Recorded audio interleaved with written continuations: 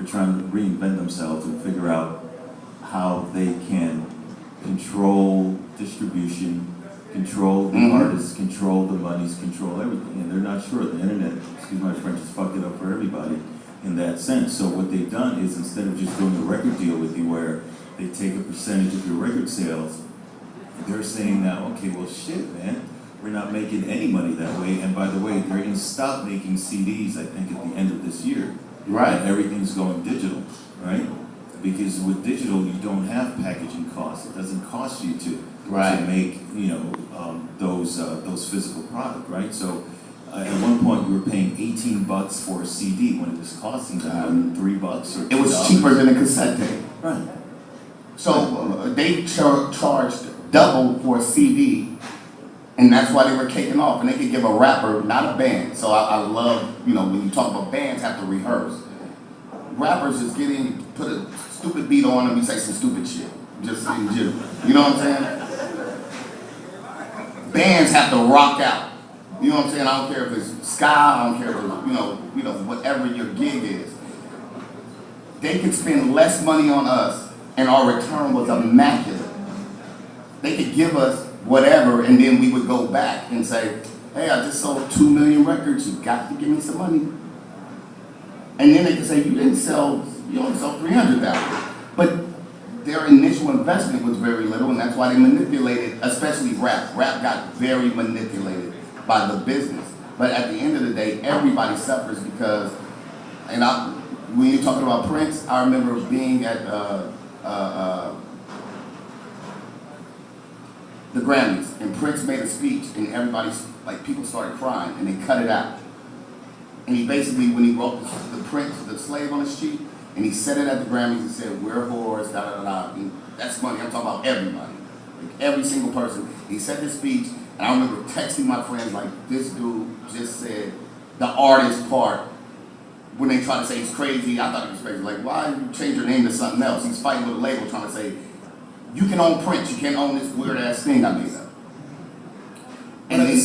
But at the same time, I don't want everybody to think okay, doom and gloom, because, you know, they probably all think, damn. I'm a realist, I'm sorry. But I think it's important to understand that you have success stories in this era that would not have happened then. Foster the People is a perfect example of what I'm talking about. I mean, that's a song, basically, if E-Dog had done that song, he'd be in jail already.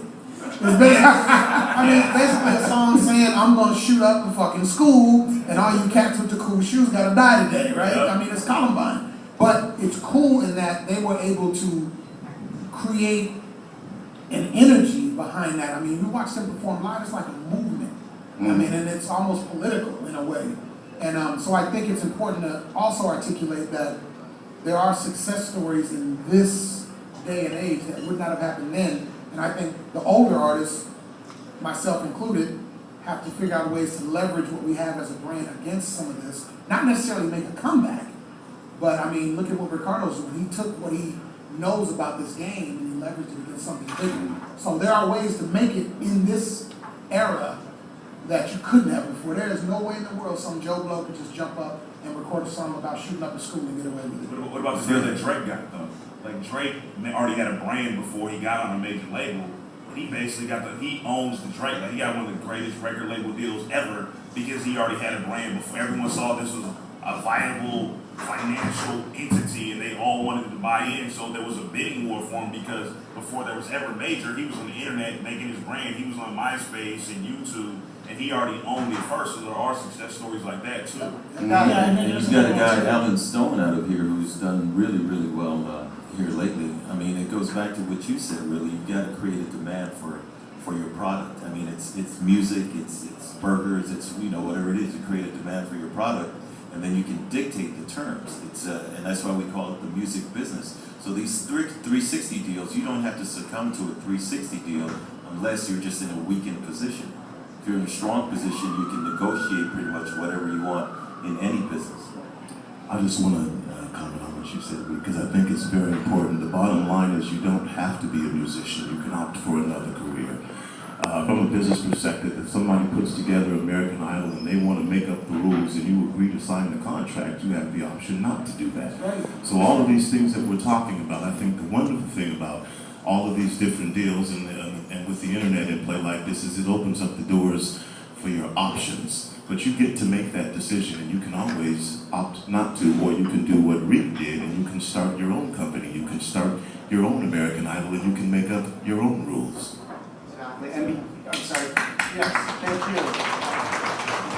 Touching on what Nix, Eddie, and Tony have said, I want, well, yeah.